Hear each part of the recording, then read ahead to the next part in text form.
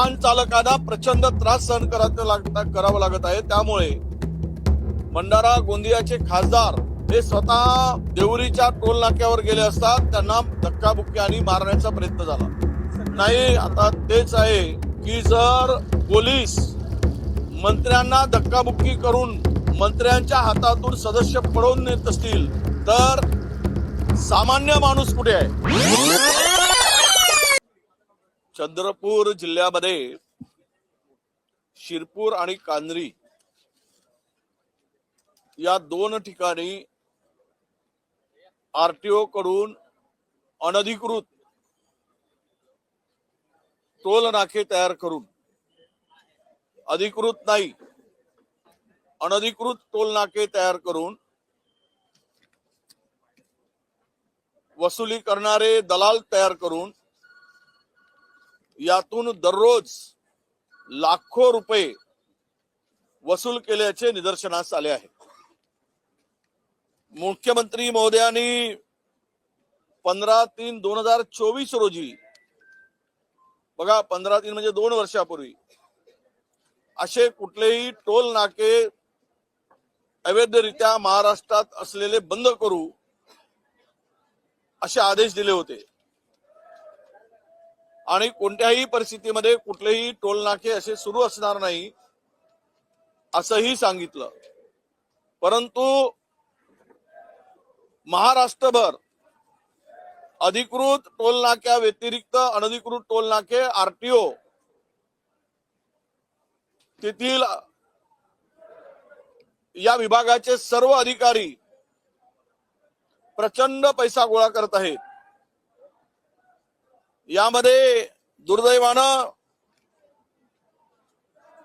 वाहन चालकांना प्रचंड त्रास सहन करावा लागत आहे। त्यामुळे भंडारा गोंदियाचे खासदार हे स्वतः देवरीच्या टोल नाक्यावर गेले असता त्यांना धक्काबुक्की आणि मारण्याचा प्रयत्न झाला।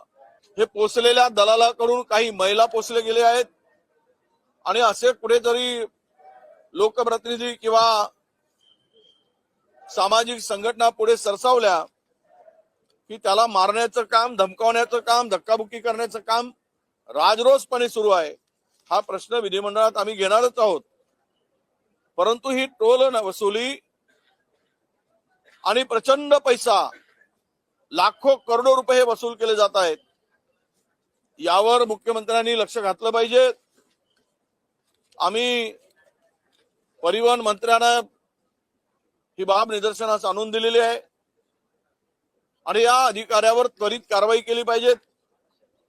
हे अवैध वसुली करण्यासाठी अवैध टोल नाके कसे काय उभारू शकतात, त्यांच्यावर त्वरित कारवाई करून निलंबन केलं पाहिजे, FIR दाखल केला पाहिजे। अशा प्रकारची मागणी सुद्धा आम्ही केलेली आहे।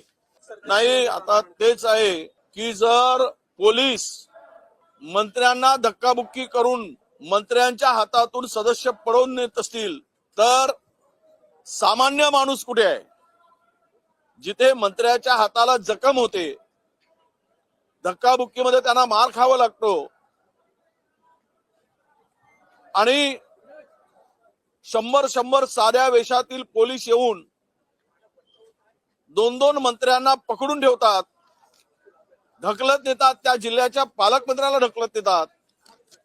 याचाच अर्थ असा आहे की या सरकारचे इंजिन आता वेगवेगळ्या दिशेनं जाण्याला सुरुवात केलेली आहे आणि महाराष्ट्राचं राजकारण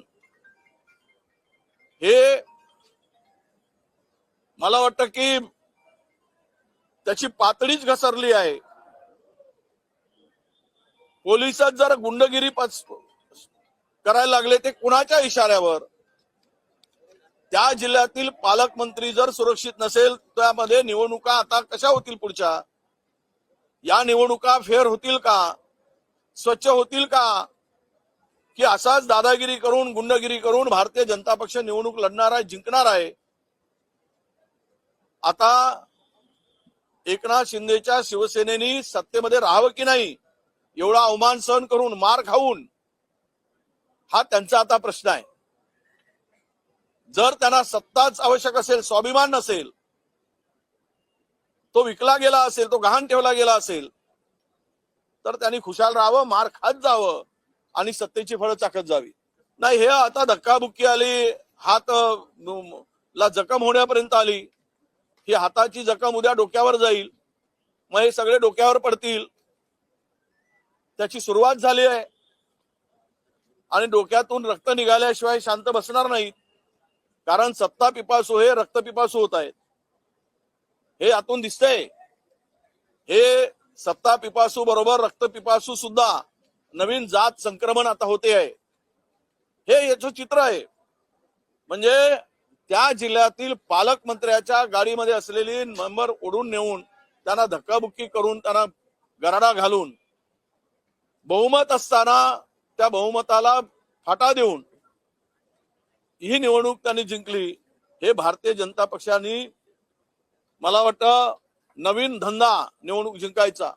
कोणीही असू देत, कितीही मोठा असू देत, पण आम्हाला निवडणूक जिंकायचीच. आम्हाला त्या पदावर आपला माणूस बसवायचाच. कोणाचा जीव गेला तरी चालेल, मंत्री मार खाला तरी चालेल, अशी तिकडे व्यवस्था आता ही नवीन या राज्यामध्ये सुरू झाली आहे. महाराष्ट्राचं राजकारण हे आता गुंडगिरी, दादागिरी, सत्तेची मस्ती याकडे आता वळलेला आहे. महाराष्ट्र सुरक्षित नाही, महाराष्ट्रातील जनता सुरक्षित नाही, हे आता या ठिकाणी लपून राहिलेलं नाही. खर तर घोटाळ्यावर घोटाळे करूनही यांचं पोट भरत नाहीये आणि प्रश्नाला उत्तर समाधानकारक देत नाहीत, त्याचं उत्तर देत नाहीत. आम्ही लक्षवेधी घालतो. लक्षवेधी म्हटल्यानंतर खाली मोठ्या प्रमाणामध्ये तोडपाणी पण सुरू आहे. म्हणजे मला समजत नाही की महाराष्ट्र कुठे नेऊन ठेवत आहे. महसूल विभागाचे जे काही आता जमीन घोटाळे आहेत, या बोरीवलीच्या TLR यांनी तिकडे आम्ही प्रश्न उपस्थित केला की हा सामायिक क्षेत्र जो होता, सार्वजनिक क्षेत्र होता, त्याचं संपूर्ण एकाच्या नावे, एका बिल्डरच्या नावे करून नेलाय. ती सोसायटी अडचणीत आली, बिल्डर तिकडे मजा मारतोय या TLR मुळे. ही चूक लक्षात आली आहे.